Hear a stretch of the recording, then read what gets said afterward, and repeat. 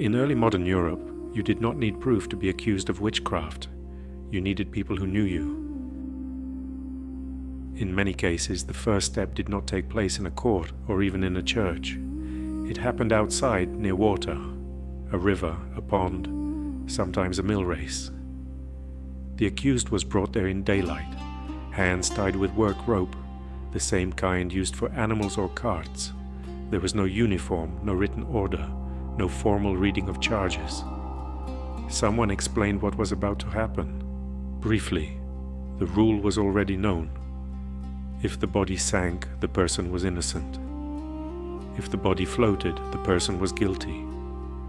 The rope tied around the waist was not there to protect anyone. It kept the body from drifting away.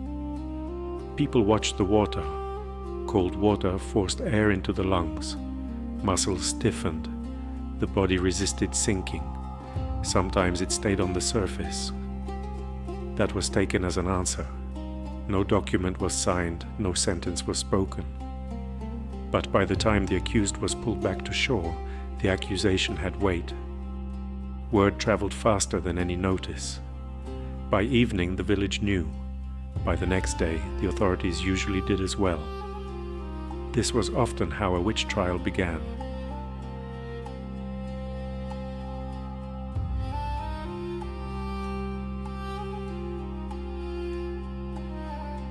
For an accusation like this to make sense, it has to be placed inside everyday life in medieval Europe.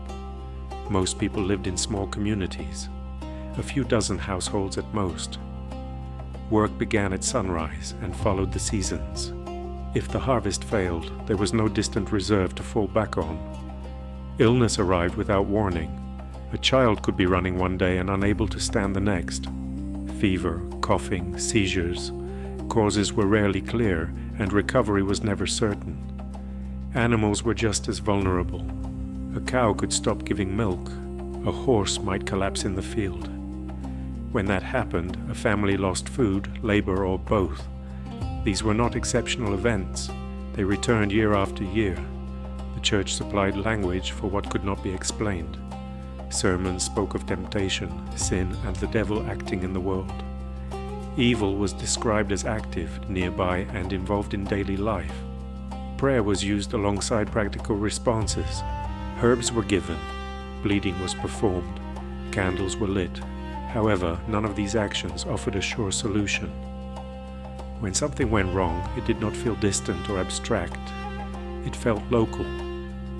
People searched for causes close to home, in familiar places, in people they already knew. By the time an accusation was spoken aloud, the conditions for it were already in place.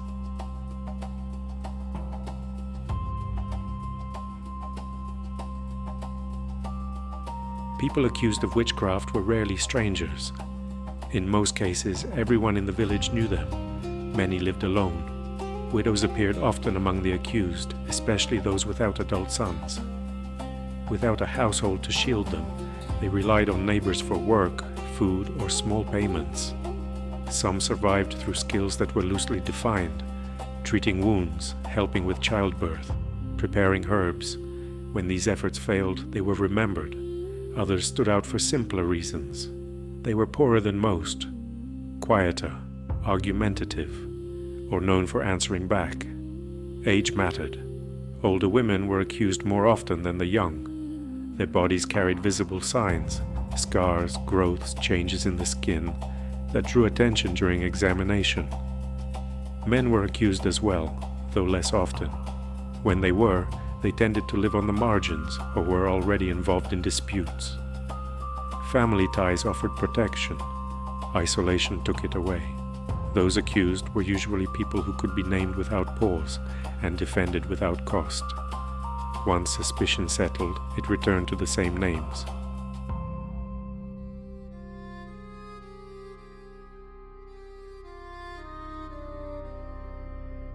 An accusation did not appear all at once. It usually began as talk without a clear purpose. People spoke while working or waiting, at the well, at the mill, outside the church after Mass. At first, the words were cautious. Someone mentioned a sick child. Someone else spoke of an animal that had failed. Names were left out. Over time, one name surfaced more often. She was there that morning. She passed by earlier. These remarks were not written down. They were carried instead. Eventually, someone took the talk further. This often happened after a sermon or when a local official passed through the village. No formal charge was made at first. The story was told as a sequence of events, an illness, a loss, a coincidence. The name came last. The priest or official asked questions. When it had happened, who else had seen her, whether others could repeat the account. What had been rumor now had an audience.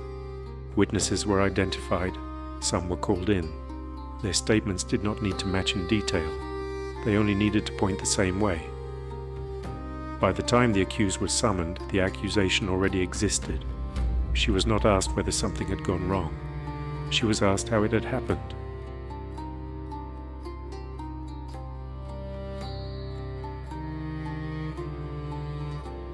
Once an accusation gained traction, words stopped being enough. Officials began to look for things that could be shown. One of the most common practices was the search for marks on the body. The accused was stripped and examined, sometimes in private, sometimes before witnesses. Women were often called in to take part. Scars, moles, growths, and patches of discolored skin were noted. Anything that seemed out of place was recorded. Pins or needles were used. If a spot did not bleed, or if there was little reaction to pain, this too was written down. Hair was cut short, clothing was removed to ensure nothing was concealed. Prayer was another test. The accused was ordered to recite familiar prayers aloud. Errors, hesitation, or silence were observed. Water was used as well.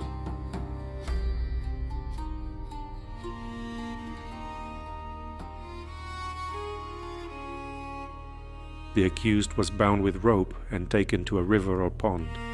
Hands and feet were tied in a prescribed manner. Witnesses stood nearby. If the body floated, it was treated as confirmation. If the body sank, the rope was used to pull the person back. Neither result ended the case. Each test became part of the file.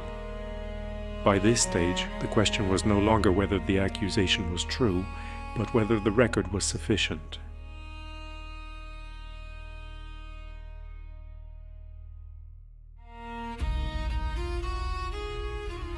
Once a case entered a court, events followed a familiar pattern. The accused was brought in under guard. The room was usually small, a table for the judge or magistrate, a clerk with paper and ink, one or two guards stationed near the door. The charge was read aloud. It listed harm rather than action. Illness, death, loss of animals, damage to crops. The accused was told to answer. The court did not begin by asking whether the accusation was true. It focused on how the harm was believed to have occurred. Witnesses were called. They spoke about timing, presence, and words they claimed to have heard. Their accounts did not need to match in detail. They only needed to point in the same direction. What supported the case was written down. The accused was questioned again and again. The same points were raised in different forms. Answers that shifted were noted. Answers that remained unchanged often passed without comment. There was no legal representative. If the judges felt the material was incomplete, pressure increased. Confinement was prolonged. Food was restricted. Sleep was disturbed. In many regions, torture was allowed under certain conditions. Instruments were displayed first, then applied. Confessions were written carefully. Denials received little attention. By the end of the session, the file was thicker than when it began. The accused was returned to her cell. The court moved on.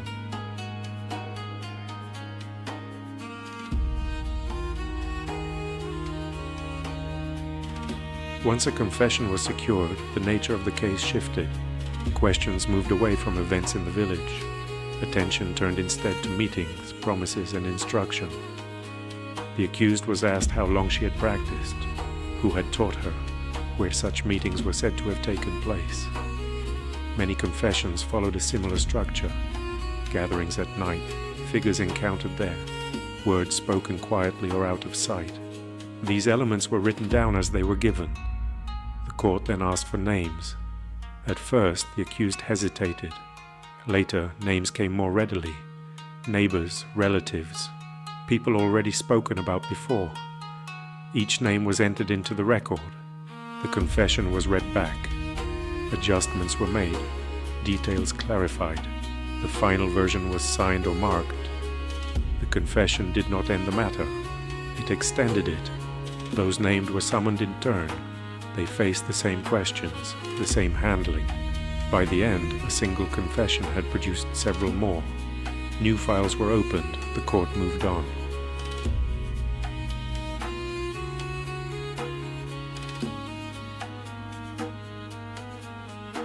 Once the sentence was confirmed, it was carried out in public. The date was announced ahead of time. Notices were given verbally. Attendance was expected. The place was prepared beforehand. Wood was gathered, a gallows repaired. In some towns, the same location was used again and again. The condemned was brought out under guard, hands bound, clothing plain. In some cases, a final confession was requested. If the condemned spoke, it was brief. Some named others once more. Some said nothing. A priest might be present. Not all prayers were spoken aloud. The method depended on local practice. Hanging in some regions, burning in others. In some cases, strangulation before the fire was lit. The crowd remained until it was over.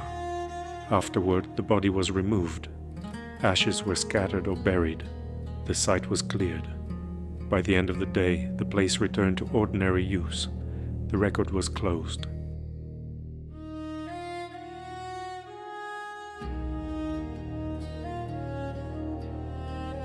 After the execution, records were updated.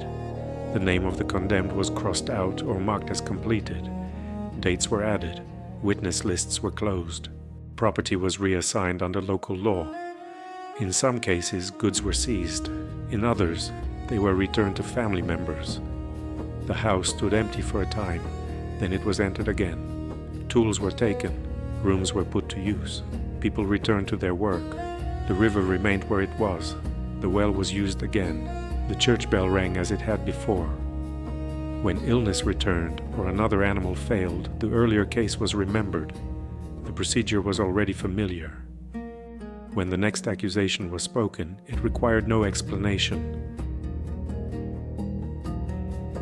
Thank you for watching. Subscribe for more medieval history.